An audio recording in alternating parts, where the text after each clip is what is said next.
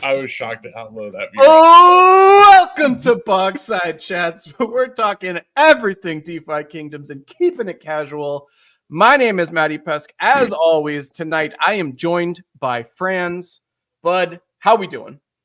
I'm doing great. The Mets won today, first game of the playoffs. Shout out Sergeant Filthy McNasty. But I have a little issue. I ran out of beer, so I got some vodka here. Let me see. Let me see if I can find something to mix it with. Oh, For a what's that? second, I thought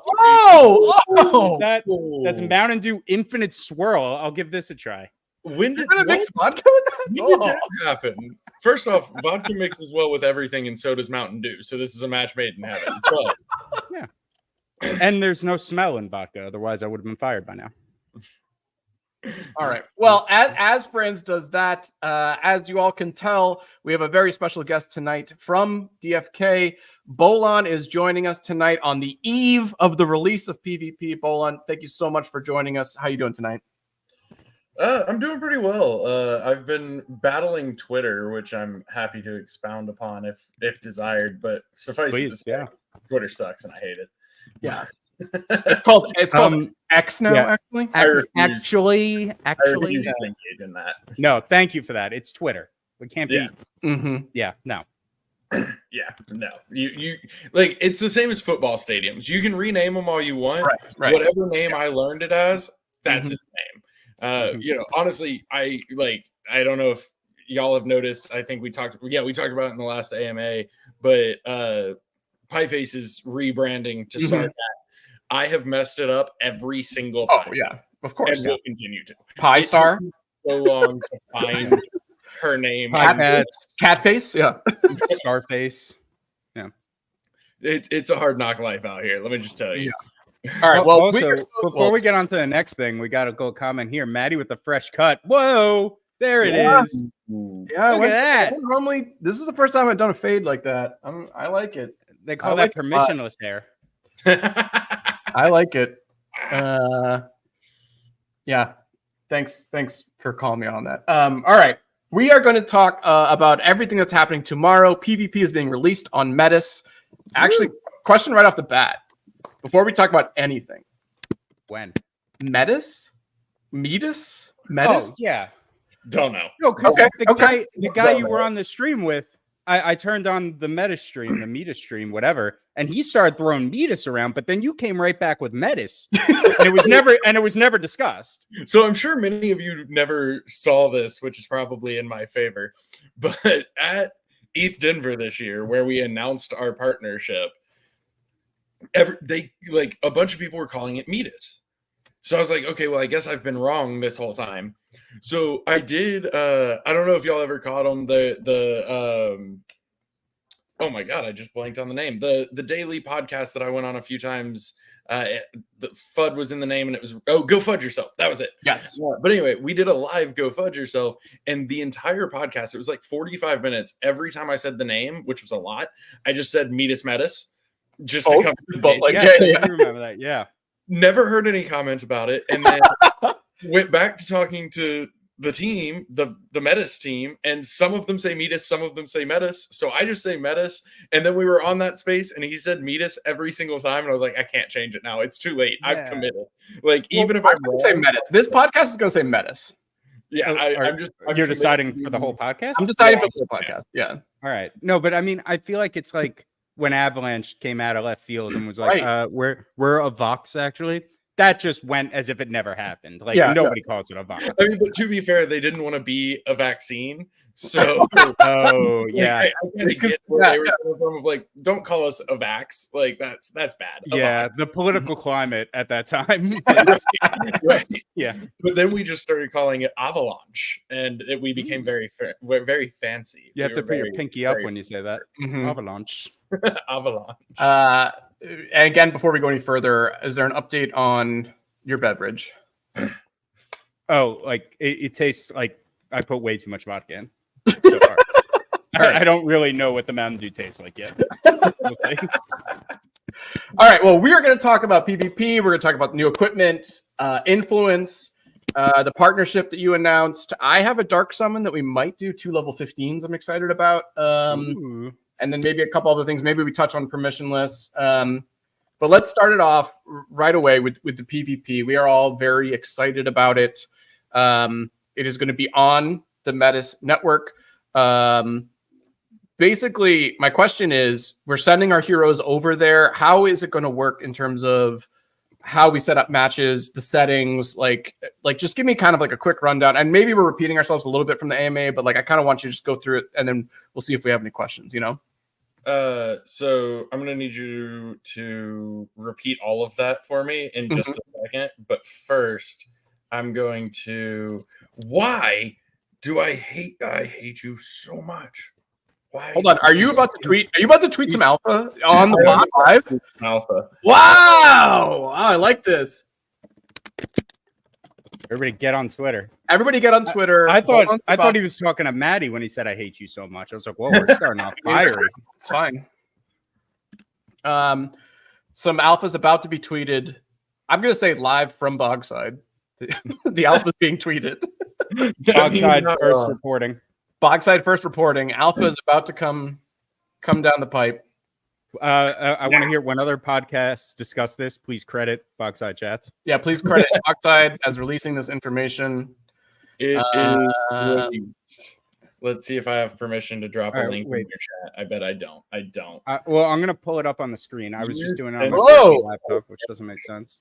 Why are you censoring me, Fran? 8 p.m. That's the alpha, right? Yes, that's the what? Yes, that's the alpha. 8 p.m. Canceled. Canceling PvP. Maddie sounded disappointed. Didn't appreciate it. Canceling it all. Also, 8 p.m. is going to be the release. I'm getting very upset right now. Why are you the light mode? I hate that he's light mode. We complain about this so much. Hold on. So I went to dark mode to appease the stream on the ADFK site, which I pull up a lot. Just ignore these random heroes, highest HP warrior highest in the game. HP warrior in the game. But I can't switch everything over for the bot. I mean, I'm a light skin guy or a light. Oh my god, light mode guy. We're gonna edit that out. We're gonna have to cancel the pod. Oh my god. And friends just got canceled. Yeah. 8 p.m. That's good because we were talking about cutting out of work early, so now we don't have to do that. That's good. Yeah, we're still gonna do that probably. So you're here to hear first on Bogside Chats. 8 p.m. is the release time. Bolon, I know you're gonna stay up all night because of this, aren't you? Like it does seem inevitable. Well, I was surprised that you agreed to come on tonight because there was part of me that thought like, oh, he's going to be too busy. There's too much going on. Seems like you guys have everything kind of under wraps. You're confident and cool and collected going into PvP launch. I mean, I would say we're feeling pretty good, but it's also a relevant factor that I'm willing to just ignore you guys and do whatever I need to in the background. So that's fine. Yeah, but, nice, awesome. No, I would say we're feeling pretty good at this point, and things have been moving along pretty smoothly. But yeah, it does feel inevitable that I do end up staying up literally all night tomorrow night, which is unfortunate because after the AMA, I'm embarking on a 7-hour drive. So I should probably not do that, but I probably will. Oh, we'll see. Well, vacation or what? Yeah, I was supposed to be going to Southwest Georgia, which would only be like a 3-hour drive, but it got hit by a hurricane. So I'm gonna go to the Keys instead. Oh, nice. Awesome. Wait, still going to be in Salt Lake, though, right? Oh, yeah. I'm just going for the weekend. It's a long drive for a weekend trip, but like I can't go west and I can't go north, so I really only have one option. Yeah. I guess I could go east. It's just the ocean. Yeah. But I had already lined up for the kids. They were missing school on Friday, and I was like, man, if I don't, I got to go to school. Can't waste that. Yeah. Hell yeah. So screw it. We're making a weekend trip. I love it. Nice. All right, let's go back to my first question. Yes. I forgot. the PvP. How is queuing up going to work? Is my question. Matches, the settings you can do. Public versus private. Like what are all the options there? I think we got some of this, but kind of give me like the rundown basically of how it's going to work. Yeah, so there are a lot of options is the short answer, which give me 2 seconds. I got to drop that tweet in Discord. I forgot to show the love to my Discord folks. So there's going to be a lot of options. You can do private. So if you want to just challenge a specific person, you throw in their wallet address and challenge them specifically. Alternatively, you can do a public match. So essentially you create the match with whatever specifications you want, which I'll go into in just a second. And then it'll just go on the list. And so anybody can kind of pick up that match and say, I want to join this one. So as far as like the customization and settings, it's pretty much everything, more or less. The only thing that we haven't dove into is like specific equipment, that kind of thing. I don't know that we really will, just because it's going to get so out of hand and so granular. If you think about it right now, sure, there's 10 pieces of equipment, right, yeah, to be another 45, and then we're just going to keep putting more in. But you can go in and say, I want the battle inventory to be this much stone, battle budget to be this much stone. You can say, this is the minimum level of heroes and the maximum level of heroes. I think you can do rarity. I don't remember for sure, but I think you can. You can actually do like dark summoned only or non-dark summoned only, or both. So all these sliders are going to be in the game at launch. Yes. This custom is it. That's wow. I was not expecting that person. Yeah, that will be there tomorrow. And then you can also class restrictions, probably not. Right? You can do class restrictions. Wow, like no archers. That could be a mode. You can say no archers. You can also set it with no class restrictions, but say no triple teams. Cool. You can also do 3 unique classes. So if you say, archers, but I'm tired of playing 3 archer teams, you can just say no triple classes. That's super cool. I really like that. A lot of customization and control. There's also a shot clock, so you can decide how. Oh, fuck yeah, we were talking about that. Yeah. Question from Emerson: are we going to be able to change the amount of stone? Yeah, that was the first thing I said. That was the first thing I said. I wasn't listening. I was on the background. Okay, very cool. You can control both the battle inventory and the battle budget separately. That's awesome.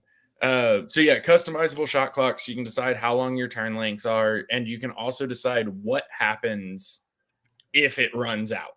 So there's a few different options. Oh, cool! Yeah.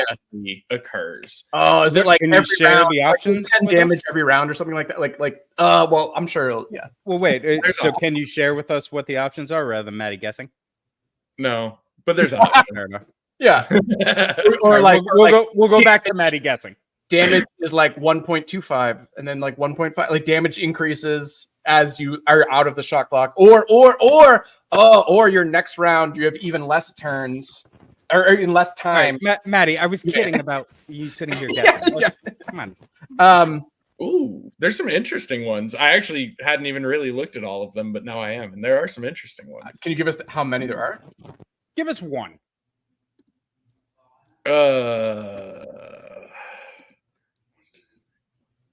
There are 5 different potential penalties for letting violations. Yeah. Yes. Okay. We'll take it. We know one of them is just auto basic attack because that was in the screenshot. Yeah. So there's 4 more, and then you also can set like how many turns can the shot clock run out before the person just forfeits. Oh, cool! I like that. That's a good one for because I mean, honestly, like if I join this match with you and walk away turn 1, you're AFK. You really want to sit there and play? Like, it's a guaranteed win, but it's boring as hell. Nobody wants to spend that time. But you can decide how many turns that way, because we wanted it to be flexible, right? Like the reality is, especially for like newer users, you're gonna need a minute. Like, a 45-second turn can go by quick when you have to read every ability that your hero has because you're just not as familiar with the system yet. So we wanted to make sure we kept it flexible so that, hopefully you guys, if you end up playing a noob, don't just go 20-second shot clock.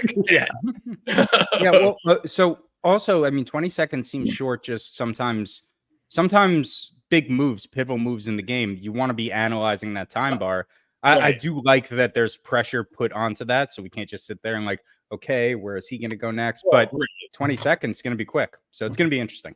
And that's where the fun part is, right? Is like, if you're running a tournament and like it's supposed to be, the best players in DFK today in this tournament, maybe you do throw them on a 20-second shot clock to really ramp that pressure up. Because it definitely changes the game when you're on a timer. Like it definitely changes things. So I think there's a lot of fun that can be had with that and a lot of variation. And really with the whole structure, like being able to restrict hero classes, being able to force unique teams. There's nothing in place for like, I know some of the tournaments have done,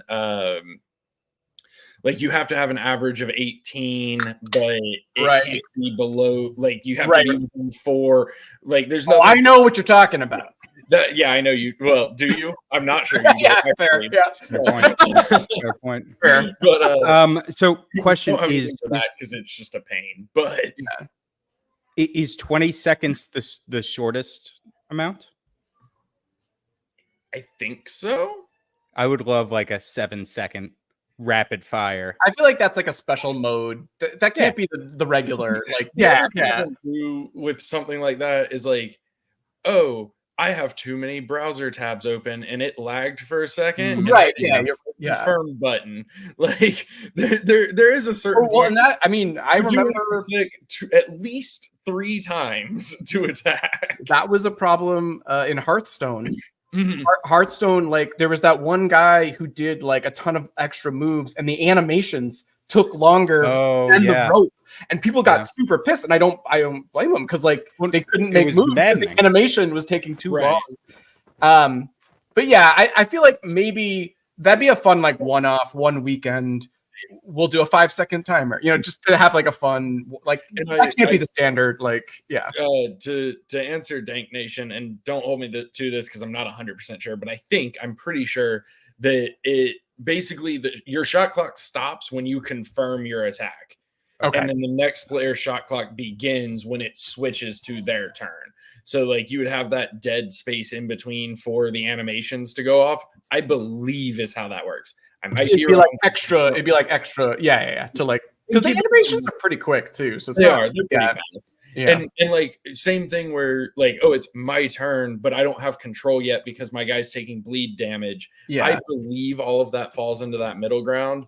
I'm not 100% sure. And keep in mind too, like tomorrow is our first iteration of this. Doesn't mean that we won't be improving on it, right? Like we agree it's something that needed to be there for launch, but that doesn't mean that this is the final version of it, that it's perfect, that every single fringe scenario has been taken into account. Is there an option to have no shot clock?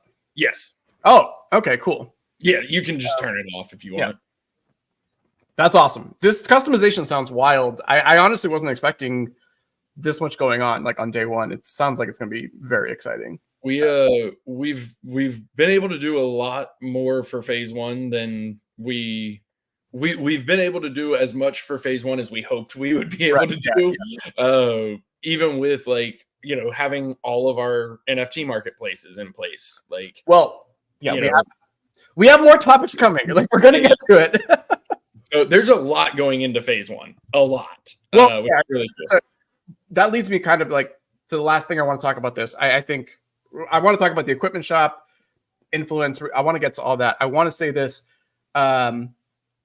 Where do you guys feel you are? And I know you don't like giving like specific dates, but where do you feel you are on that stage 2 and stage 3, if you want to talk about it, but specifically like the tournament part of it being ready to go? And obviously, answer phase 1's not even out till tomorrow, and we're asking when. I love it. I gotta try. No, it's never. Yeah, I gotta try. I have you here. It's gonna be a minute. Like, okay, I mean that's fine.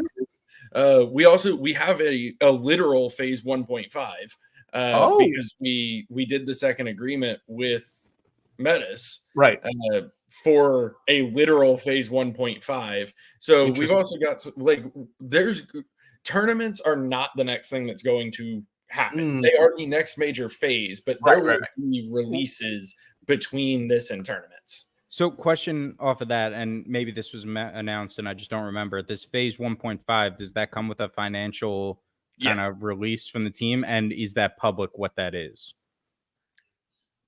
I don't remember. Well, I don't know if it's I don't assigned remember if it's public. to. You guys said that the increase was 1.5. Or no, not the Like they said financial that. number. Okay. What releases that? Oh, what is fit? Yeah, okay, sorry. I'm with you. Yeah, I mean, on the financial side, total grants $3 million. There's a significant portion of that allocated to marketing and player rewards, which we'll, I'm sure, be talking about here shortly. But yes, part of that $3 million is also on phase 1.5. But to answer your actual question, Matt, Franz, sorry, Franz is gonna kick me off the podcast. Yeah. All right, he's already canceled. Don't worry about it. Good point. True. To answer your original question, I don't know for sure if we've gone into like the specifics of what belongs to each phase, but I mean, I'll just say, like, phase one was phase one is private battles, phase two is tournaments, phase three is open tournaments. Right. A lot of everything else that we have planned is part of phase 1.5. So like even the NFT marketplaces, like we were always going to have a hero marketplace, but we were figuring out how. And with Metis, all the changes they made to their chain, we were able to go with the much simpler route and our preferred route of just having each of our marketplaces. Because at one point we were figuring out, like, okay, what could we do? Can we do like team NFTs that have equipment on them so that it's a single NFT to try to make it cheaper? Then Metis changed a bunch of stuff with their chain, and now it's not a problem. So life is easier again. But like the meditation circle is still coming, so that you can level your heroes up. What else is coming? There's other stuff. Well, man, I'm jumping ahead. Well, sorry, keep going. Franz, you go with your thing. No, so I was going to say, if we want to jump right to it seems like the marketplaces are right. Let's go to that. Time they've come up. So, question about those, right? So, is that going to look pretty similar to what it looks like on DFK chain and on Clayton? And part two of the question there, is there any concern or have you guys thought about the idea of illiquidity for the heroes on, using the Clayton Tavern as an example? There's not really much there. You have to go to DFK chain if you really want to buy a hero. How are you guys going to combat that with Metis? Yeah. So yes, they will be virtually identical to DFK chain and Kaya, or Kaya. Right, Kaya. We have to start saying that. We gotta be fancy again. But they will be virtually identical. So you'll have you'll have your good lord, you'll have your tavern view where you can buy heroes. We'll have the equipment hub, which will let you buy equipment, etc. As far as the illiquidity side of things, so it is something that we've talked about. There's a couple of different potential routes that we could go, that we are kind of exploring, see how feasible they are, see how much of a massive pain they are.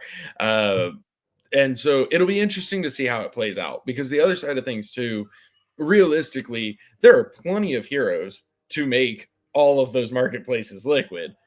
Sure. It comes down to activity. So because DFK chain is so much more active than Kaya, all of the heroes are there. With Metis coming, it'll be interesting to see how it plays out, because I actually was talking about this earlier with Sunbear.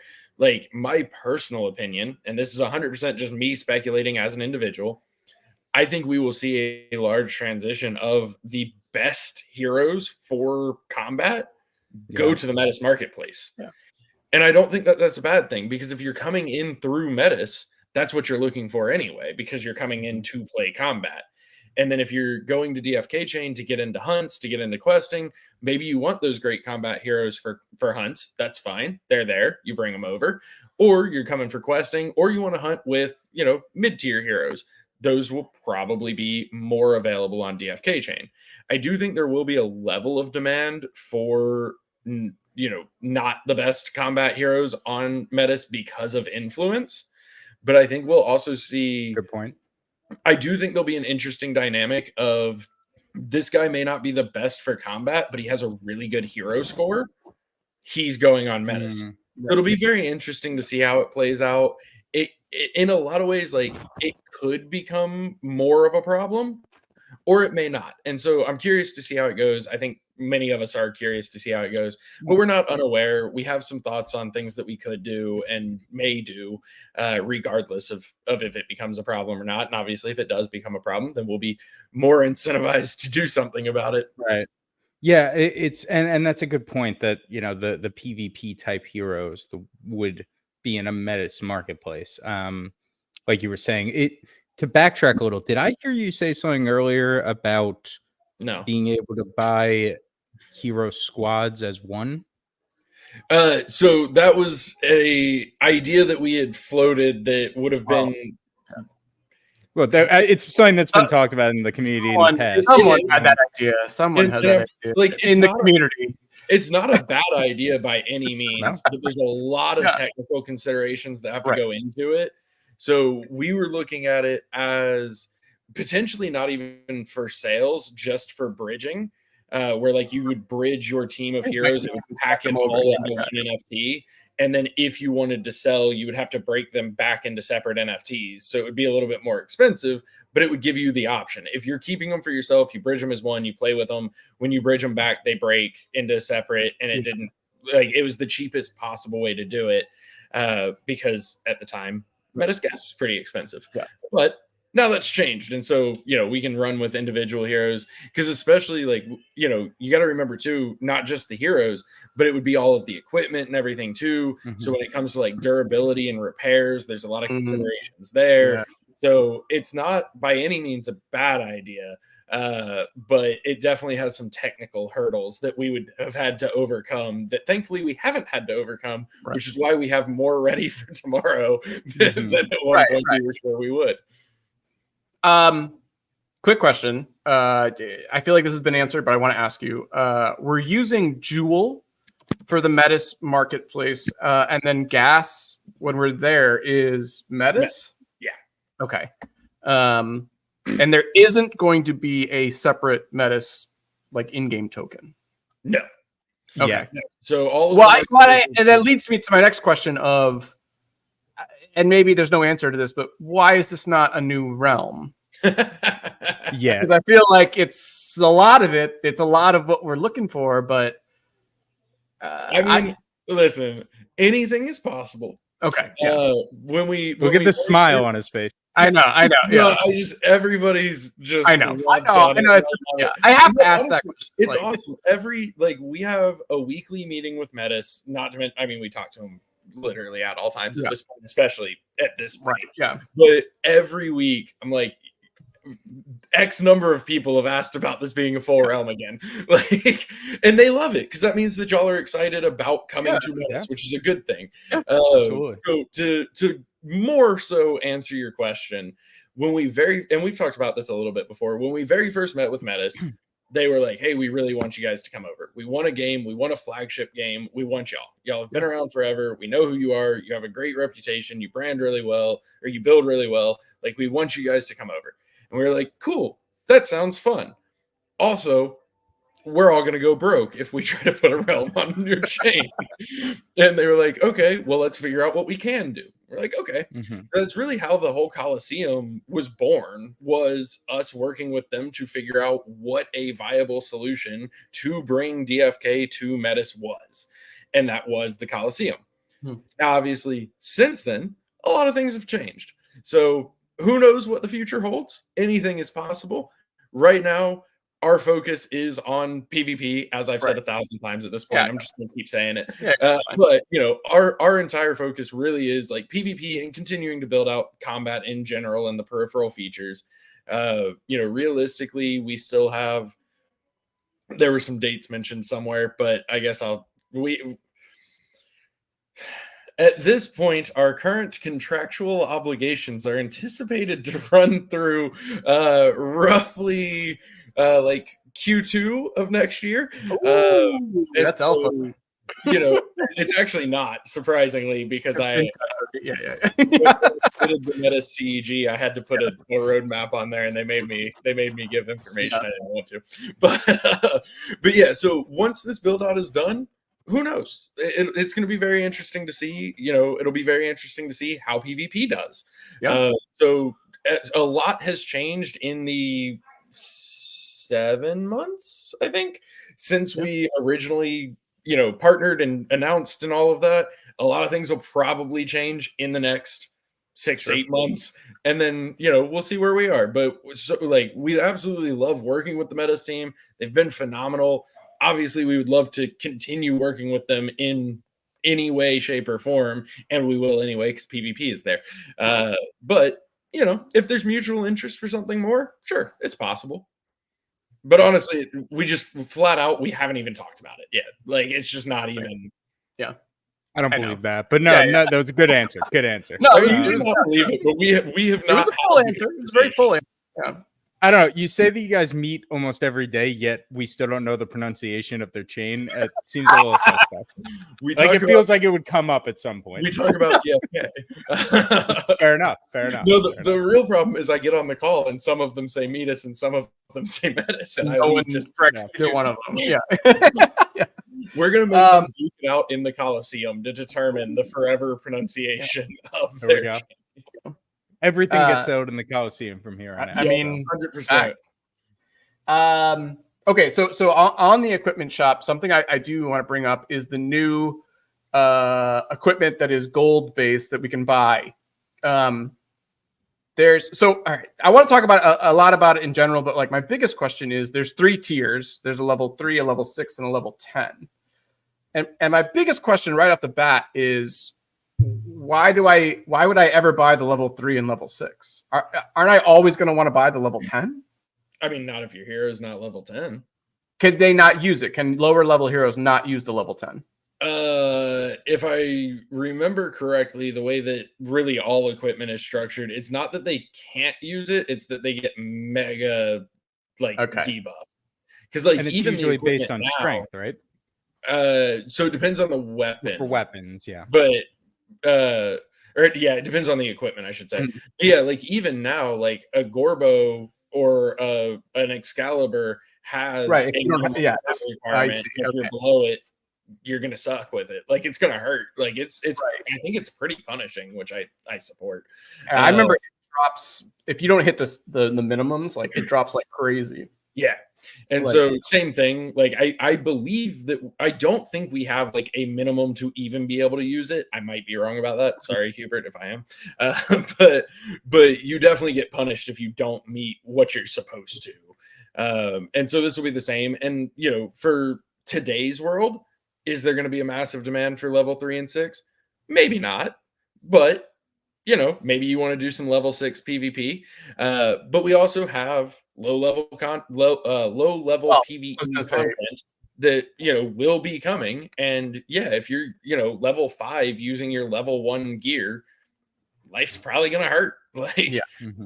So yeah, you guys have talked about the scrub fights coming out soon, and so I figured that's kind of was the answer to that. Why you'd want the 3 and 6 is when you're going to do those things. That's the primary, but I do think, honestly, I think it could be really fun to do some low level PvP. Oh yeah, no, totally. I level 1 that might be pushing a little too far. Level 5 matchups would be super level fun. 5. Because what is it? Level 3, 6. And 10 are when you pick up skills. So, doing level 5, level 6 matches, I think that could be really fun because you're also just going to see a lot of strategy have to come out because you don't have resources. You don't have damage to just throw at them. The archers are still going to do a decent amount of damage. Fair. Maybe level no archers button. Level 5, no, but you can do that. You can do level 5, no, you can set those things, which is very cool. All right. So other question I have on this is, so this armor is going to be offered on the Metis equipment shop. Obviously, you can then send it back to Crystal Vale and do your hunts with it. Other way around. Say it again. Other way around. Equipment shop's going to be on to start. Yeah. Oh wait. So sorry. Say that again. The equipment shop's going to be in Crystal Vale to start, which it actually, technically speaking, already is, just with no equipment. You can't buy anything. But the shop is there. The NPCs are there. Where's this? Huh? Where is it? In the marketplace, upper left corner. Okay, so sorry. So you'll look at that. So the way around. You'll buy it in Crystal Vale, and then if you want to send your guys to Metis, equip them and send them with it. Okay.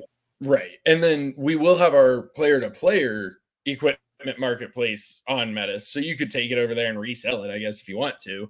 Well, I mean, that's an interesting question. So this gold, you can buy it with gold. I've been calling it gold armor. I know that's probably not the best term to call it because that might be a thing later of like gold armor, but like I've been calling it gold armor. If you buy this gold armor, you can, that's going to be then you could post that hypothetically to buy and sell, right?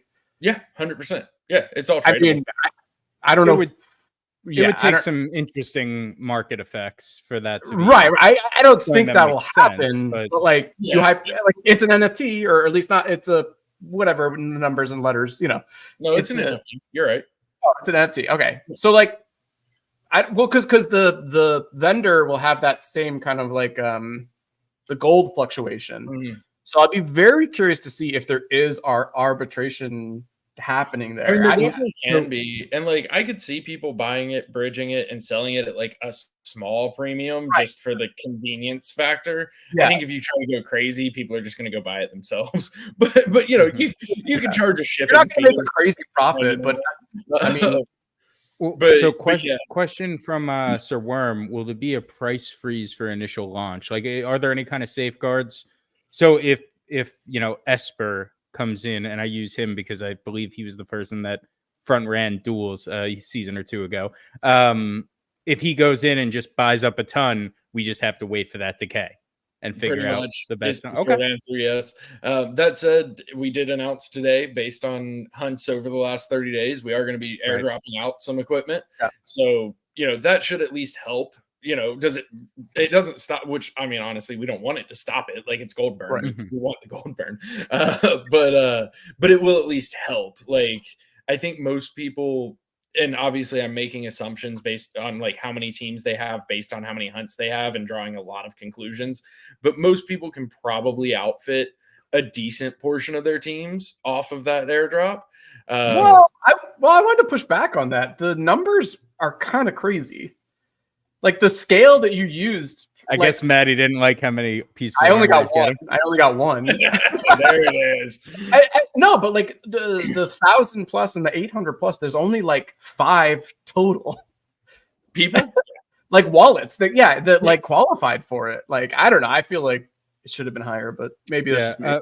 Go on. Enough of Maddie complaining. That you get a big enough airdrop. I mean, it's a fine line to walk though, because like, you know, we are also removing the gold payment from hunts, which is shit! I did not know that. I did not know that. Yeah. So the gold, the 500 gold for a hunt goes away because that was paying for your like loaner equipment. Right. So we want to make sure that we don't, like, we want to reward people that have been hunting, give them some relief, but if we just completely negate the equipment shop for 2 months, that's not great either. Right. And especially because like eventually all of this will break, but obviously like we aren't going to have durability tomorrow. Mm-hmm. So if we drop too much, we've just eliminated gold burn altogether from hunts, which we don't want to do. That's so it's definitely a balance. If people rush it, yes, the price will go up. Whether or not people will rush it, we'll see. It's definitely possible. But there'll be some. I don't know if it'll be like game breaking, but I think at some point people aren't gonna be willing to pay that premium. Like at some point, the price hits a place that people just aren't gonna pay, and then it's gonna come back down. Well, yeah, I mean it's akin to on a traditional DEX of just kind of buying out the order book and or maybe DEX and order book, not really the same. Yeah, Bizarre buying out the order book. Eventually, you're paying those premiums 10%, 15%, 20% higher than what it should be. So yeah. Question from Renpen. So I guess, is there a team astrologer, and is this PvP launch planned with the solar eclipse? We do not have a team astrologer. It sounds like Renpen needs to be the team astrologer. Renpen, I got the mug. I bought one of Renpen's mugs. I should have had it for this show. I'm sorry. Renpen has like Etsy shop. Yeah. Like I didn't know that. Very talented, very cool artist, Renpen. You didn't tell me you bought one. Mugs. I bought a mug. I have it. It's in my kitchen right now. I should have brought it out for the show. I'm sorry. Yeah. I gotta go buy one. Yeah. All right. I think we did not intentionally line up with the solar eclipse, unfortunately. Yeah. So it was fate. Yeah, sorry. I should say. I should. I'm sorry, Renpen. It's not Etsy. It's not Etsy. That's what I was comparing it to. But wow. I know. I'm sorry. All right. I think any other questions on the new equipment shop, because I want to get to influence. Yeah, let's get to influence. Okay. Influence. New system. You can basically. I don't want to use the. Should I use the word stake? Have you guys been using the word stake? Because that's. It's because that's what it's sort of is. Hero. Yeah. You pledge your hero. I like that better. You pledge your hero to the Colosseum or to the city of the realm of Submersia, and you get influence as a result of that. And with influence, you can vote on who you think might win, or you can sponsor specific matchups. Is there anything else you can do with influence other than those two things right now at launch? So it will also get you fee sharing. So you will get some passive revenue from it. The heroes that are staked will get XP daily. So they are still getting something. It is a relatively small amount. No, I don't know the actual amount, so I can't tell you. I think that was a friend's question coming up. Yeah. So, you will get a relatively small amount of XP. You do get fee sharing. So the influence system works a lot like the jeweler. I mean, honestly, it's kind of the jeweler for the Colosseum. So you pledge your heroes for 1 to 6 months. Your amount of influence is based on their hero score and how long you pledge them for. You then get fee sharing passively. And then, honestly, I've been comparing voting on who's going to win to kind of like a power up. So you're allocating your influence to that match to vote for who's going to win. And then every week, all of your influence resets. Mm-hmm. So that's hard not to make comparisons to another token out there, someone that is very close to the DFK team in Karate Combat. It seems very similar to their setup with some differences, right? So I guess, how did that play out? Is that something where you guys let them know, hey, we're going to be using this? Or is it hey, it's Web3, yours is mine, mine is yours, you don't even say anything like that? Is that something where you ask permission?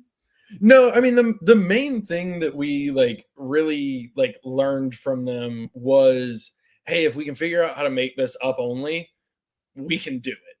If we don't, we can't, because it's gambling. It's a different thing. Yeah. So I mean, realistically, outside of that, there are comparisons in the systems, but our system is entirely custom built by us. We didn't hijack any of their stuff. Okay. Just the overall concept of no risk. It's okay. This wasn't a fork of the Karate Combat token that you started. Okay. And friends, we talked about this. Influence isn't actually a token. Right. Well, that's a key question I wanted to ask. Influence is not going to actually be a token, but we talked about this when the original C-Jewel and S-Jewel model was loosely based off of the V curve. Yeah, something curve. Again, everything is what you were talking about. It eats itself. It's all just kind of the curve model is open source. They want people to use it, but yeah, the CNS jewel is the V curve model. Realistically, right? Yeah, customized. We did some a little bit different. Yeah, exactly. Yeah. But yeah, so influence is not actually a token. It's just a smart contract that says this wallet has this much influence until you withdraw a hero or deposit another hero. But it doesn't actually go into your wallet, which I mean, CNS Jewel kind of do it's again similar, but a little bit different.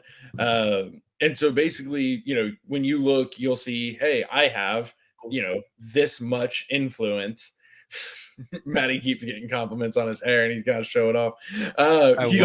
Just for you, Redpen, just for you. These are the rewards that you've earned from that influence. And then you can also go and vote on who's going to win matches if those matches are set up to allow for it. So that's another thing. When you create a match, you decide if it can be sponsored and voted on or not. That's, more of that customization that we were loving earlier. Right. You can decide that stuff. And so, we do also have more things planned for the influence. Yeah. There's at least there's 2 specifically that I can think of off the top of my head. Let's go ahead and just say them right now. Yeah, what are those? No, that's okay. But yeah, so there's definitely going to be more coming with influence as well. And then I don't know if while you think about that, kind of tag on to that, and I think the answer might be stay tuned. So if that's the case, Mega asked in the chat, how is influence redeemed? What do you do with it? So besides, betting, besides we can say supporting oh, your we can? We can say betting, just if anybody asks, it's up. All right. So besides wild 4-match parlays with your influence, what do you do with it? Honestly, hold on. Maybe we should do that on the back end separately. All right, that's an off the pod conversation. Anyway, go on. Right now, the only active use is voting on the outcome. Match support. Match support is got it. So got it. So that is the only active use, and it's only really relevant to matches that the players in those matches, or I guess a random person if they wanted to, is putting up a prize in order to have people vote on it. That said, you will passively earn rewards just by having influence. And then we have the other systems that we are building will also involve more active uses of influence. And then we also have some plans for some different stuff that will make matches with prizes more common. Wait, say that last part again. I love that like you've got this persona now as the alpha police. So now when you talk, you have to like do cartwheels around what you're talking about. It's really hard to remember what we publicly said, what we haven't. I know you're excited to talk about stuff, and you're just like, when we do things, we do for fun, and also things happen and things, and sometimes stuff. Yeah. No, I appreciate that. What I took from that is like more things are coming with influence, and I'm very excited about it. Prince, do you want to go? Because I wanted to get into the sponsor part of that. Yeah, no, we got more influence talk. So I'm playing Maddie in a match. We've been talking a lot of trash. I decide I want to put up a prize, to sponsor this match. Why? What, besides being the kind, awesome community member that I am, what's my incentive for doing that? Am I gaining more influence myself? What? So you are not. So realistically, right now in phase 1, with more stuff to come, the incentive is to have fun and to screw with people. Yeah. That's pretty much what it boils down to. Okay. So if you sponsor a match, the winner gets 20%, if I remember correctly, and then the 80% is distributed to those who correctly voted for the right winner. But there will be more to come. But yeah, so right now it really is just more for fun than anything else. For like, you can go ahead and start getting some fee sharing, but yes, this is the early days of the influence system. There are going to be more exciting use cases. So yeah, no, I got you. Just like page 10, more to come. It's coming soon. Listen, I'm sorry. That was a low blow. I apologize. Keep my house, okay? I saw Beeve in the chat and I had to. I know. Well, Beeve was in the chat being funny. I like him. I do want to push you a little bit on the sponsored thing, because as it stands right now, there's not much reason other than maybe to say like, hey, ADFK Guild is going to sponsor this match. Everyone tune in. Everyone get excited because ADFK Guild is doing it. We're going to sponsor it. We're going to throw in X amount of jewel or whatever it is. But there's not a big reason to sponsor stuff, really. Yeah, I guess. Yeah. And there were maybe hints in some of the chats on the Discord. Is some of the money that Metis threw in that the team has, is the team going to sponsor matches?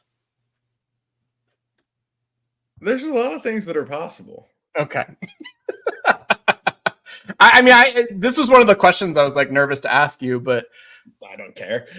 No, I mean, there are a lot of things that are possible, but I think a lot of that too really comes into play with tournaments. I figured, yeah. Because the other side too, like, let's say hypothetically for a moment that yes, we are going to sponsor some matches. It'd be weird to pick specific random ones. Yeah. Right. Yes. Right. Like, they picked Maddie's match and not Beeve's match, and it just. Well, I will say it would be fun, like for prop stuff, to do like Winston versus Maddie. Right. And the team to sponsor that. That would be fun. And I bet you guys will do stuff like that. Like, yeah. There are options there. Yeah. And then with tournaments especially, it just gets that much easier. Right. Yeah. Like, we're going to, part of the tournament prize pool is allocated to each match within the tournament for people to vote on. And the more it's almost like a Sweet 16 bracket, right? Like, if your team makes it all the way through, you're going to keep winning because you kept voting correctly. So there's a lot of fun that we can do there. We actually did, whatever. We actually did talk about, in this week's AMA, like throwing up a sponsored match. We might do it. We might not. Yeah. Really, a lot of it depends on how tomorrow goes. Like, let's see how launch goes. But maybe we schedule a bout between two team members during the AMA. We throw it up. People can go in and vote on it. Let me just say this. I'll just throw this out there. And I know jewelers are going to be mad, but I'm cutting them out. And I'll say ADFK versus Mythic Squad. Put up your best, and the team will throw in whatever. Like, that would be fun. That would be fun. Of like. If we're doing that, we're going to do a whole Guild Wars tournament. Like, come on. Well, I mean, yes, but I'm just saying, like, for one individual one-off, you know what I mean? Stuff like that. I feel like where there is flexibility built in for us to be able to do fun stuff. Yeah. That, wow, just talking trash. I think Just is dipped into the wine a little bit tonight. That's the whole point, is to have fun. So we're going to look for more and more fun ways to do stuff. I think it'd be very fun too, of like Beat the Pro, meaning Winston, or actually Sachet would probably be the better. Sachet might be the better one. Yeah, there, like beat Sachet. Here's the bounty, and the team puts that up. Like, that would be fun. That kind of stuff. This feels like a dunk tank at this point. Line up and kick the shit out of Sachet and win a prize. Sigurland, I only have like 3 good heroes to begin with. I'm not playing for pink slips. No, no. If they put Bolin up, everyone's going to bet against you, so it's not going to. So I do have one more serious question around influence that's less like trying to fish alpha at you and more theory kind of related. Yeah. No, it is. No, so staking and influence. I know we're not you see this, the word by the way? staking Sorry. here. Yeah. No, I did. It's Mega's Thursday night betting. I know. I was gonna say. But no, so influence and what was the word we were using instead of staking? Pledging the heroes. Pledging and all this. It's kind of a small example of a larger shift in dynamic, it seems, with the team and where new features have been going as far as trying to get heroes off of the summoning circle, maybe. There's been a lot of talk about hero inflation and ways to combat that, and you guys have been very transparent about wanting to combat that. Was that the driving force in influence, or is it also, maybe the idea of attracting more players from like a different audience that maybe doesn't have the time to be sitting in DFK 4 or 5 hours a day, but still want to participate? Hey, sorry. Can I jump in here? Great question, Franz. Thank you. I spent a lot of time on that. I appreciate you saying that, Matty.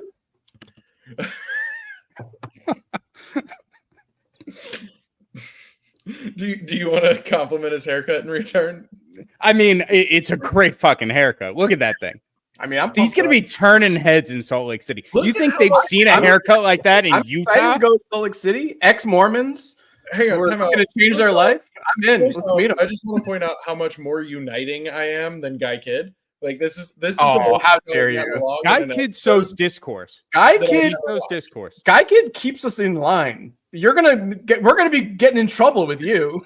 But I'm pretty sure every guy in Utah might have that haircut. But we're gonna find out together. Anyway, Back to the barber. back to the question. What was it? Just kidding.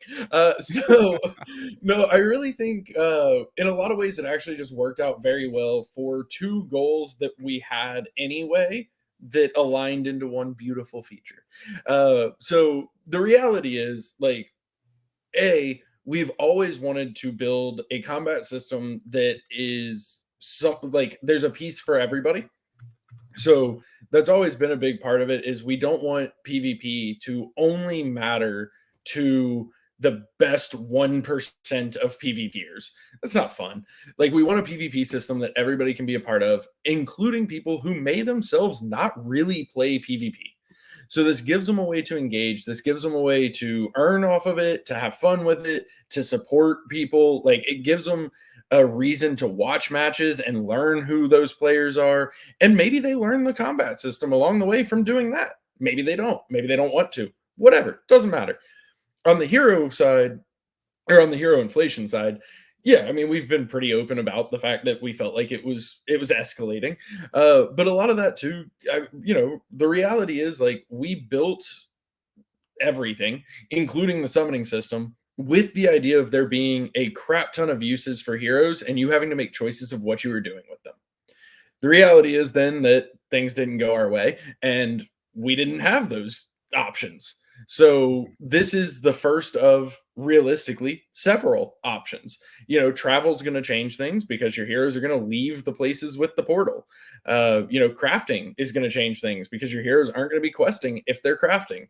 So this is really the first of many features that will introduce more and more of those choices of how do you allocate your resources. Because at the end of the day, your heroes are your resources. They then gather you more resources, but how you allocate those depend on how you want to spend your time, where your best, returns are, whether those are financial or in-game or whatever. You're going to have options of what your heroes are doing for you. And so this is I'm really excited for this system. I think it's really cool. And it's the first time where you really have to decide to remove your hero from circulation in order to get this benefit. Mm-hmm. No question. I agree with you. And I love that. I mean, this is MMORPG, like, basics of, like, do I want to send my hero there or here, or like, what do I want to do with them? And I think this is the first time. I mean, yeah, there's been some choices, but now this is dramatic in terms of you send them over to Metis. There's very specific things they do there when they're on the Metis chain versus, I feel like, classic Crystalville. There's a lot of options you can do, and summoning and different stuff like that. But, like, you have to make that choice right now, and I feel like we're starting to get that big MMORPG kind of feel of, like, what do I do with everything? And I love it. I'm very excited. That's the thing. And Beef's comment about you drinking Windex was hilarious, by the way. Yeah. But that was real quick. I asked a serious question that I really did want the answer to, and then chat got very funny in the. But even within Crystal Vale, like, realistically, you're pretty much able to do everything. Right. Yeah. You can be questing, dueling, and summoning. I mean, realistically, as fast as you can move between the zones. Yeah. Whereas, this is the first time where you're really just taking them out of all of that. Yeah. But that's also going to come to Crystal Vale with travel, with higher level content, with crafting, where even within Crystal Vale, you're not going to be able to do everything at once. I think it's very interesting too, because we've talked about this, Franz and I have talked about this, of, like, uncommon heroes who are, like, really solid, that are your, like, kind of your hunters, like, they do the hunts, but they're not going to be that PvP champion. They become even more valuable of, like, you're not sending, because you're sending your legendaries, you're sending your mythics, you're sending your rares with those abilities, you're sending your superstars out to Metis, and you're keeping kind of those like mediocre guys. I think it's a whole new strategy, and I'm very excited. And like that's what like I want to talk about here on Bogside Chats. Like we'll talk about like what heroes do we send to Metis, what heroes do we keep in Crystal Vale. Like that is something I'm very excited about for our podcast to become. Like that's what I want it to be, you know. And that's where I think, to your earlier question about the marketplaces, I think they'll reflect that. Yeah, exactly. It is most useful in Crystal Vale because it is good at hunts, and it is, or it's a really good jobber, or whatever the case may be. Right. It's probably going to be on the Crystal Vale marketplace. Mm-hmm. If it's a really high hero score, if it's a really promising PvP candidate, it's probably going to be on the Metis marketplace. And I don't think that's a bad thing, because you know what you're looking for. So now you know where to go look for it. Whereas right now, pretty much everything is listed in Crystal Vale. So it can also be really hard to sort and find what you're looking for in Crystal Vale. Yeah. I have one more question about influence. I know Maddie wants to move on to the next topic. So, is it a serious question or not? No. So it's. I'm gonna be honest. I'm forgetting what. No. I got it back. There was a second there. So it's, and this might be, and I'm not answering this question, but I want to at least put the idea out there. So with the discussions about hero inflation and kind of the benefits for the ecosystem with staking specifically Gen Zeros, right?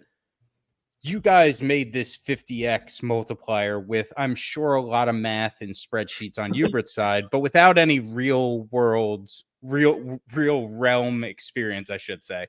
Good. Yeah, I like that. Thank you. That's a good one. Great haircut. Is this something where you guys might say in a month, like, hey, we only have 5% of Gen Zeros being staked to this because it's still better to be summoning them? Would you maybe increase that 50x multiplier? Is this something that could be fluid and dynamic to kind of find that sweet spot? Or are you pretty confident, like, hey, we're going to keep it here? I would say everything can be subject to change. I don't think it would be something that we would change rapidly. Right. Yeah. Because the other side of things too, like, we aren't going into this with like a goal of, let's get this many Gen Zeros staked over there necessarily. Obviously, like, the more Gen Zeros that are staked over there, the less Gen Zeros are summoning. Great. But I do think it's possible that it could change. Like, if no one is staking Gen Zeros because it's just not enough, maybe. But we also want to make sure that we protect, and this is where a lot of the Hubert big brain math came in. We want to make sure that we protect it in a way where staking one Gen Zero doesn't just make you the most powerful person in Submersia. There is a balance to strike there of, like, a 50x multiplier is pretty generous. Now, obviously, all Gen Zeros are basic classes, but all Gen Zeros are also a minimum of rare. Right. So, it kind of balances itself out a little bit to be like, equivalent in terms of like the basic class, but you get the rarity boost depending on how rare it is. So 50x makes it a pretty strong hero score. And so could it change? Yes. I mean, especially if you have a pretty decent what's the word I'm looking for? Set of heroes that you're already influenced. Like, it's 50, well, also too on multiple Gen Zeros, it's additive, not multiple. Well, it's just for the Gen Zero, so it's that Gen Zero hero score times 50. Right, but it's not like it's not your whole Gen Zeros. It's plus. It's not multiple. They're individual. Yeah. They're individual. Yeah, right? So each one would get the multiplier for itself, but they aren't multiplying your whole account. Right. That's, like if I have 3 Gen Zeros, it's now times. No, completely. No, it's each one is 50x. Gen Zero is number 2 times 50. Gen Zero number 3 times 50. It doesn't affect your entire army. Their own hero score. Yeah. My bad. Okay. It's not like the group. All right. Yeah. No, I don't know why I thought it was that. I'm sorry. So I mean, it's like it's still a strong boost without a doubt. So yeah, I think it'll be very interesting. I think especially like, for players who have a third Gen 0, they have a pair and then they have like an odd man out, right? Go stake them. If you have your Gen 0s, but you're like me and you really don't summon with them on cooldown, I know. I might as well go stake them. Like realistically, I think I'm gonna do my two. I think it's very interesting. Franz, yes, it could change. I don't think it's something that we're going to be like trying to tweak right away. Mm-hmm. We don't really have like a specific goal in mind that we're trying to hit. And I think increasing it, we would have to be pretty careful to not just make it straight up overpowered. Because I mean, we talked about different multipliers, like obviously. And so, we looked at it at 25x and had 100x, and we were like, okay, 25x weak. Not weak, but not as strong as we want. 100x, maybe. And then we're like, let's look at some other, like, maybe that's too far. So interesting. I think that answers your question. We feel pretty good about 50 for now. Okay, great. All right. So I think we're going to wrap up hopefully at around in like 15 minutes at 10:30, because I know Worm and Emerson are doing a podcast after us. So I do want to hit on. Have they not built in the time for y'all to go over that you go over every week? No, they put a hard cap on us. It's kind of messed up. Yeah, it's pretty messed up. I mean, we always go over, and they're always very kind. Yeah. I want to talk about this. Fire tonight. I know. He loves taking shots at us when we're live. I'm excited to meet him in person. I'm so excited. He's coming to permissionless. Yeah, I'm because then excited. me and Beeve can rag on Maddie in person. It'll be good. What the fuck? So separate from all this alpha, you dropped new alpha. The team is now going to be working with this guy named Spike. Spike Collects and the Wayfinders Guild. You announced this big relationship. This guy's got like a ton of followers. This guild is legit. Like they participate in multiple games and stuff like that. Give us a little bit. I have a ton of questions I want to ask you about it, but like, can you give us like a 2-minute pitch of like, what is this relationship? How is this partnership going to work? Like what is it? Is my big question of like, what is this relationship going to be between DeFi Kingdoms and this guild and or this guy specifically? Yeah. Real quick, Franz, hover Spike's name again. So it was 113,000. Oh, I kept seeing the number on the left, and I was like, "That is not correct." You thought it was 1,000 followers? He follows 1,000. He has 113. A mild panic attack. Like, did I just get another Franz? Whoa! Like that would be so bad.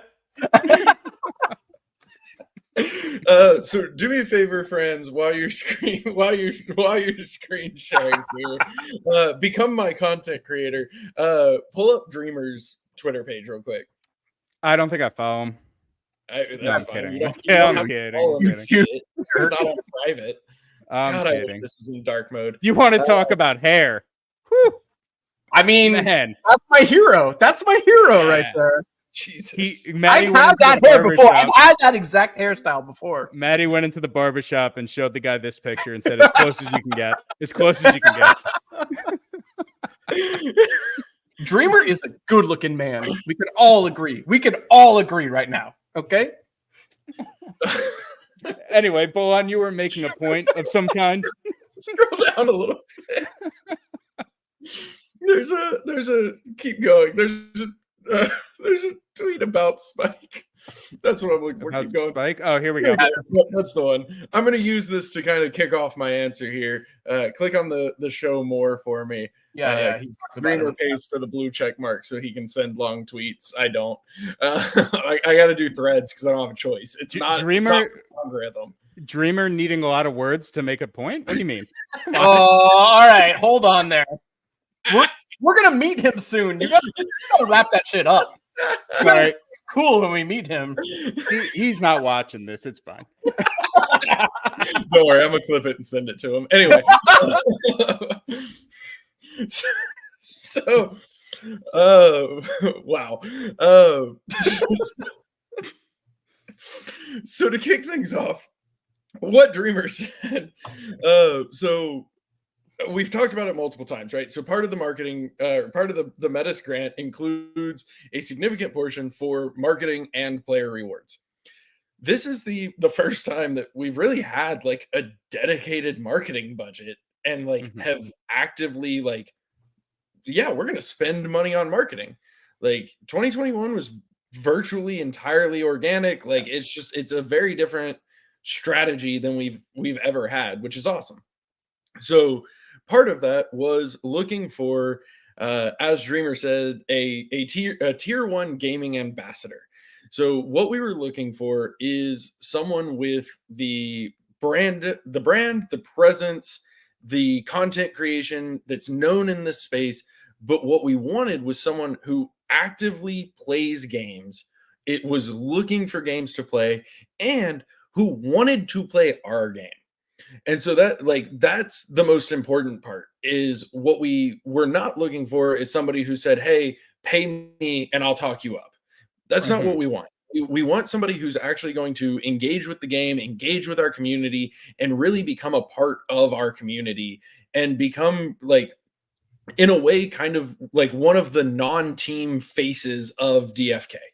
Okay. So Spike is absolutely awesome. I've gotten to get to know him pretty well, which is super cool. The Wayfinders group is super friendly. They're so laid back and welcoming. Honestly, in a lot of ways, reminds me of our community. Like they're just there to play games. They're there to have fun. They're there to like build together, make content together, and just really like have a good time. And so with both Spike himself, who like obviously we, you know, he knew who we were and knew about DFK, but we kind of gave him the grand tour. He's like, this is really cool. You know, he promoted the PvP playtest weekend, participated a little bit with me off stream. And then even like a bunch of the Wayfinders came in and played a couple matches. We had, I think, like 10 or 15 from the Wayfinders guild that I know of that came and played a couple matches. And so it was just really like a really good cohesion between us and Spike and the Wayfinders of a way to bring in this community, bring in this ambassador, and just really help promote and showcase DFK as the game that it is. And that's why it was so important to us that we find somebody who plays games, who makes gaming content, because that's what we are wanting to show off. And then Spike himself, like, Wayfinders Gaming Guild, not only are they a bunch of gamers, but a lot of them are content creators and aspiring content creators. And one of the things that like Spike has always been all about for ever since he came to Web3 is helping build those people up, helping create more content creators. So I'm also really excited from it from a perspective of like all of you guys, our community content creators, because I want to get Spike involved with you guys, get you guys involved with Spike and Wayfinders, get our community involved with Wayfinders, the Wayfinders community involved with our community, because it just really is a really, really cool opportunity for us to take DFK marketing in a new direction, reach new people, and like show them what the game is. No, that's awesome. I think you made a bunch of good points there, things that I and some others were a little curious on. So this isn't just some marketing partnership where they're going to promote the game. This is people ready to come in and play the game. And you mentioned that they have seen the game, they have checked it out, and they seem all in. These are people ready to come play. Yeah, and I mean, don't get me wrong. Like, is every single Wayfinder going to come play? No, of course not. No, but yes, like Spike has, you know, looked at the game, played the game. He's excited to keep playing the game, learn more about it, get better at it. Hopefully, not get wrecked by everybody. You know, we had several Wayfinders hop in the playtest. All of their feedback was very positive about the game. Really enjoyed it. There were a bunch of tweets from several of them actually. So they're a gaming guild that's, you know, focused on gaming in general, but especially Web3, who are always looking for fun gameplay in Web3, and that's what we bring. So, all right. So I want to push back a little bit. One of our friends in the community here, six intern. Never heard of him. Yeah, he's a little worried that we're bringing in an outside, this is a outside group, outside guild who has support. Hypothetically, they have sponsors, they have potentially bigger wallets.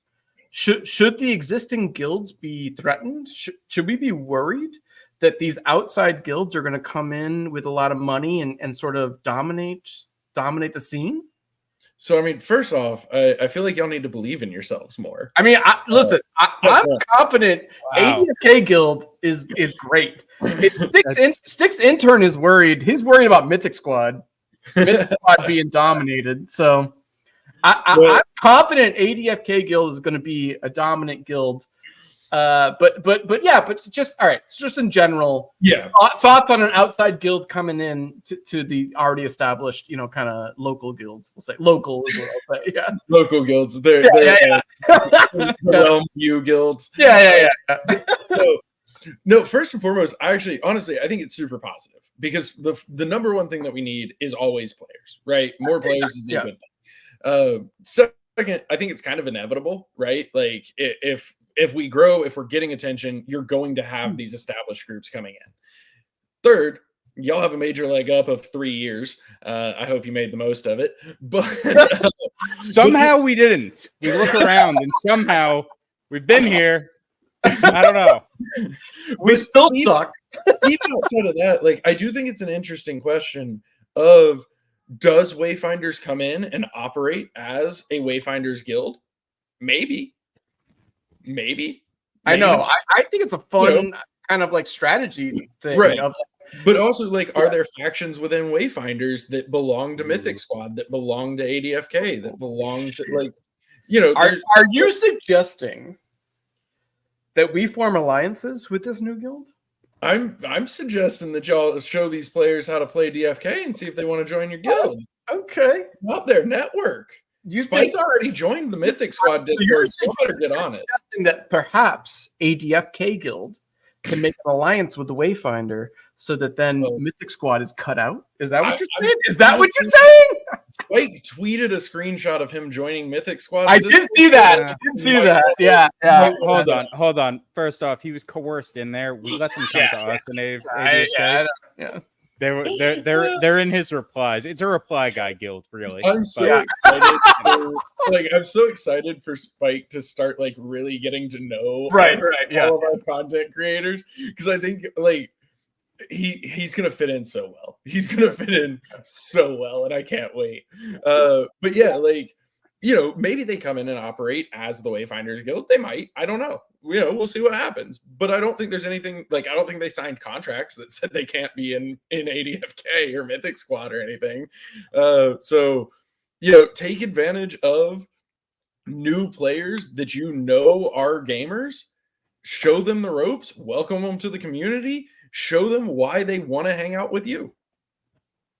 Yeah. I agree. And I said this just for what's the word? Transparency. I messaged Bolon and I was like, yo, bring Spike on tonight. I wanted him to bring Spike on tonight. I know that's not actually gonna happen, but I was like, yo, bring him on. I'm excited for him to join the community and for this guild to come in, and I would love a challenge because I think ADFK guild is the strongest guild there is. So I don't know. We'll see.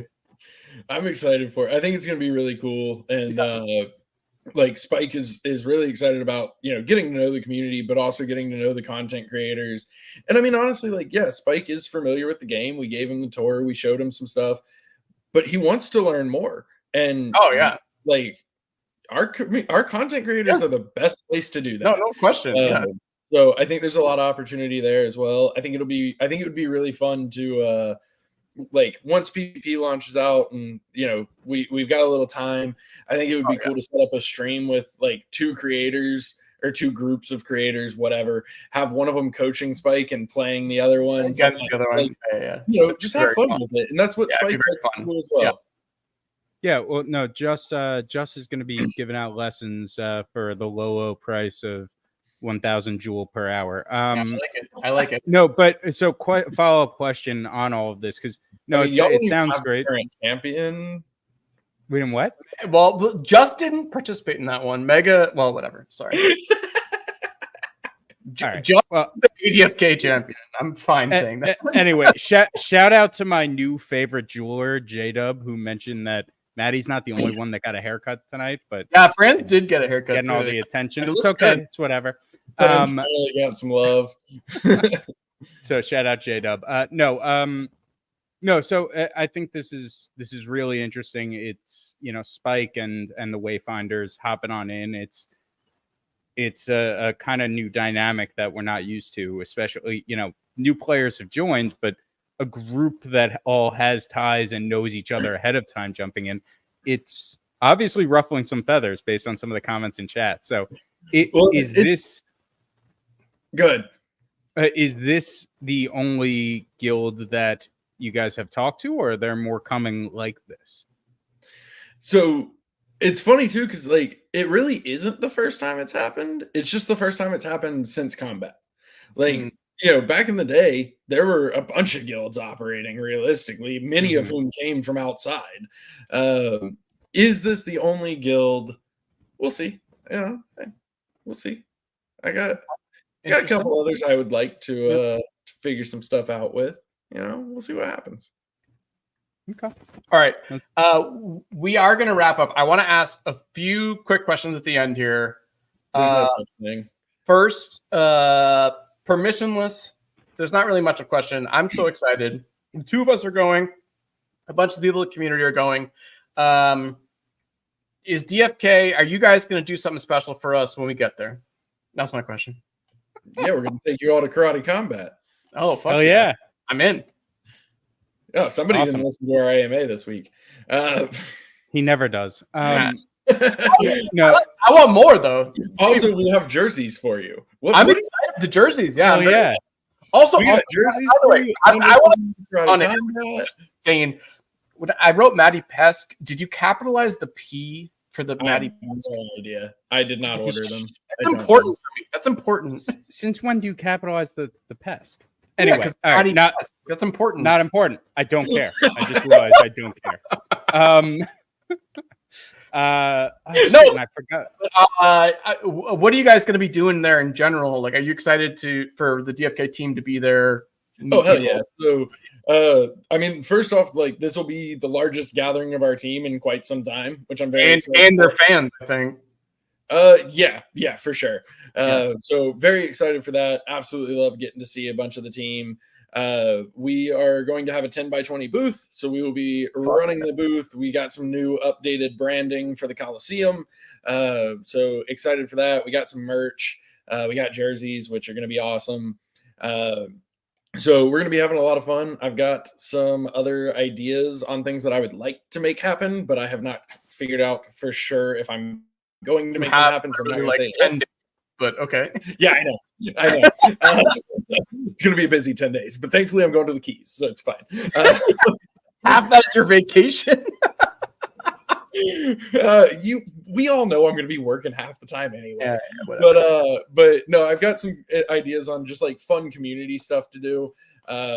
So I'm going to basically, one of the things that I know I'm going to do is I'm going to do a schedule of Hubert hour and Beetle Dude hour and basically just I'm going to figure out where, which I'm going to have to figure out when I get there, but I'm going to find a place and it's going to be this day at this time, this team member is going to be over here, not in the booth, just over here specifically to hang out with community. Come meet them, come talk to them, come share with them. So I think that's going to be a lot of fun. Tell Hubert to get ready on that one. Yeah. We're coming with questions. Honestly, I'll have 2 or 3 hard questions, but then I'm just gonna be how are you? I'm gonna have to build in every 5 minutes a 30-second meditation. I feel like it's gonna be oh shit, Maddie Pesk is coming IRL to ask questions, and I'm shoot, I'm gonna leave him alone. I know he's a person. He's gonna call in sick. But yeah, I think that'll be a lot of fun. And genuinely, we all love getting to meet you guys and like hang out. So that'll be a really cool way for everybody to just like have that time. So that'll be a lot of fun. And then obviously Karate Combat, like we're gonna have a bunch of tickets. We're gonna make that a good time. So I'm super excited for Permissionless. It's gonna be a blast. Yeah, I'm very excited too. It's gonna be great. Another rapid fire question. This one's a little bit more serious than Woohoo Utah. Wow. So insulting. That's a good question. No, I'm very excited, but like nobody cares out there. The people listening. That was a legitimate They don't care. It's an us thing. It's not a like. Yeah, but like, all right, they're not sitting there. The fact that they're out there, that's cool. They're not sitting there in chat right now, like, "Whoa, these guys are gonna have so much fun." Oh man! God damn you, friends. Anyway, audience, do you care? Let us know in chat. Anyway, so all right. So when you were on with the Metis people, you were talking about, you know, the dynamic of a studio game versus a Web3 game. And with the studio game, you brought up Magic, and you said, you know, they had a petition of 50,000 signatures to get a change. What was it? 250 signatures to get a change reverted or to get a change. And with us, you don't have to, you know, do that. So my question is, how many signatures do we need to get the Berserker buffed? Because we'll get them. It was a serious question. 249,000. There we go. God damn it. Can I repeat? Listen, balance will always be ongoing. Yo, Berserker sucks. We have some thoughts on some stuff. Real time, all right. Oh, that's the other thing. Are we getting patch notes ahead of PvP release? I'm assuming there's. Oh, they're not changing anything. I asked them. They're not changing anything. Yeah. As far as I am aware, we are not introducing any balance. Not even explosion. Oh, nothing. Okay. I know. It has genuinely been full blown PvP. They just want to get it out, which I get. Yeah, get it out there. We have balance changes planned. We have ideas for stuff. Yeah. But we got to get PvP out. Then we can keep tweaking stuff. Honestly, if we have Hubert back on, I'll be more respectful. But like, I feel like with Bolin, I can be like, Berserker sucks. To Hubert in person. You know what? Actually, I'm going to come up to you during Hubert Hour and ask you about your opinion of Berserker just for this. He knows how we feel too. We haven't been shy. We had Just on, I think it was 2 weeks ago. I watched. I know. And the two of us were just like, it's go on. I watched too. So yes, Grant kept trying to bring it back on topic. I was there. I watched. There's a reason I never commented in chat and you didn't know. All right. Well, wait, before you, if you're gonna wrap up, I'm about to wrap up. Yeah. So wait, so I need to put this on stage. Oh, we giving away a hero, or you're going to give one to the guy? Wagme called it, right? He called it. Give it to Wagme. Yeah. Thanks for. I was going to say all that just now. Yes. Shout out Wagme. He guessed it right that it was going to be bowling on tonight. So here we go. This is your 10 of 10. If it's mythic, I'm going to just exit the screen and pretend it never happened. Yeah, I hope it's mythic. It's never been more than rare. Ooh, Bard. That's fun. All right, Bard. That's a great hit. Foraging, purple int, very good for a spellbow summon. And leadership. Holy shit, that's a great hero. All right, we'll take it. Wagme, I already have your OX, so I will be sending that over. All right. So, real quick before we go to wrap up, just to clarify. Yeah. Emerson and Sir Worm just wait to start until you're done, right? They might have already started. Sometimes they started a little early, yeah. But if I just keep talking, if they are waiting, then they'll just keep waiting. And we can just keep dragging this out and dragging this out. They're nice guys, so they wait. But like, I know, right? Every minute past 10:30, we feel. I know. I feel like it's ticking in my head right now. Yeah. All right. PvP. Tomorrow, 8 p.m. We got that dropped during our pod. I like that. That was a a Bogside Chats exclusive, 8 p.m. tomorrow. Please credit anyone else who talks about it. Please credit us for that. Franz, last minute thoughts before we sign off. No, without getting all like mushy and kiss assy. Fucking please do get that. Congratulations, man. Congratulations, and please extend it to the rest of the team. A lot of us were here from the beginning. A lot of the people in chat were here from the beginning, so we understand what this means and how hard this was. And I'm gonna be honest, I didn't think you were gonna get here. I was not a believer. So it's fair. It's fair. I mean, there were some dark times. I made a burner account just for AMA questions that were not so nice. So that's where I was at. I will find that account one day. No. In all sincerity, jokes aside, I mean, congratulations. This is monumental, and you guys beat the odds. Like, awesome. No, thank you. It feels good, and it's been a long time. And I'll jump into and just say yes. Congrats. You guys are awesome. I think this is what we've been waiting for. Like, our podcast specifically, and I know a lot of people in the community, like, this is what we've been talking about. This is what we want. I think this is the first step to, like, in my mind, like that, like the MMO RPG that utilizes like Web3 blockchain technology, it is going to like change how gaming works. And this is it. We are so close right now. This is like the first step to like that becoming a thing. And I know you guys know that, and I know, but like my excitement is at an all-time high. And I think, like, I hope you guys know that like we are so excited here on Bogside. Sometimes we complain about stuff, but also at the same time, like, we know you guys are talented. We know you guys are doing your thing, and like this is such a huge moment for you guys. So props to you, to the whole team, and please send our love to like everybody, because we know it was the whole team doing it, and like we really appreciate all you guys. That being said, Bolon, what do you want to say now? The floor is yours to talk about anything you want right now before we sign off. No, greatly appreciate you guys. It feels good. It feels real good to be on the eve of phase 1. It is only phase 1. But to be on the eve of phase 1 and then just keep it going from there, it's been a long 3 years. It's been a long 3 years for us, for y'all, for everybody. So as much as I appreciate the kudos and credit, also it goes right back to all of you as well, because the reality is we wouldn't have beaten the odds if we didn't have a community that stood by us. So many projects folded, and many of them folded because they lost their community and as a whole, and were gone. Many of them folded because they rugged also, but that's a different story. So also much love and much kudos to all of you who have stuck with us through thick and thin. It's been a long road, but just super, super excited for what's to come, and then what's to keep coming. We've got so much more to go as well, but this is a massive, massive milestone. This is a part of DFK history that will never be forgotten.